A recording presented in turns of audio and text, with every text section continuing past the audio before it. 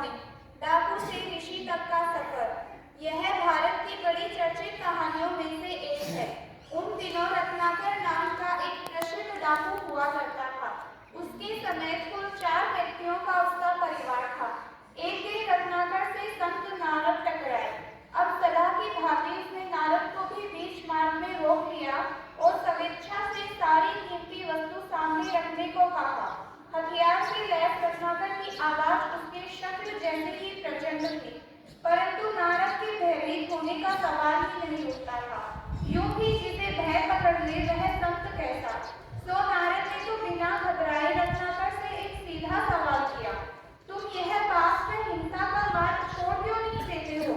रत्नाकर बोला, यदि मैं डाका डालना छोड़ दूंगा तो अपने परिवार को कैसे पालूंगा? नारद बोले, तू जानता नहीं, परंतु यह तू बड़े घाटे का सौदा कर रहा है।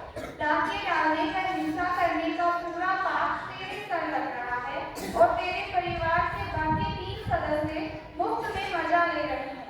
अतः तू जिनके लिए यह सब कर रहा है, बेहतर है कि पहले तो मुझसे पूछ ले कि वे सब इस पाप के भागीदार बनने हेतु तैयार हैं भी या नहीं। रत्नाकर बोला, क्यों नहीं होंगे? आखिर यह सब मैं कर और किसके लिए रहा हूँ? नारद हंसते हुए बोले, तू ऐसा मानकर मत चल, जाकर पूछ ले, बात स्पष्ट हो जाएगी। बात रत्नाकर की भी समझ में आ गई, भला पूछने में क्या बुराई। सो बस दौड़ता हुआ अपने परिवार के पास गया, लेकिन उसके आश्चर्य के बीच पूछने पर परिवार के सभी सदस्यों ने उसके पाप में भागीदार बनने से इनकार कर दिया। रत्नाकर तो पूरी तरह होश में आ गया। वह दौड़ता हुआ संत नारद के पास आया और आते ही उनके चरणों में लुढ़क पड़ा। यही नहीं, हाथों हाथ आगे से डाके न डालने का प्रण भी ले लिया और इस हृदय परिवर्तन के साथ ही उसके जीवन में एक नई करवट ली।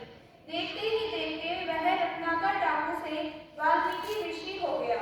इतना ही नहीं, आगे चलकर इसी वाल्मीकि ने भारत के अति चर्चित ग्रंथ रामायण की रचना भी की।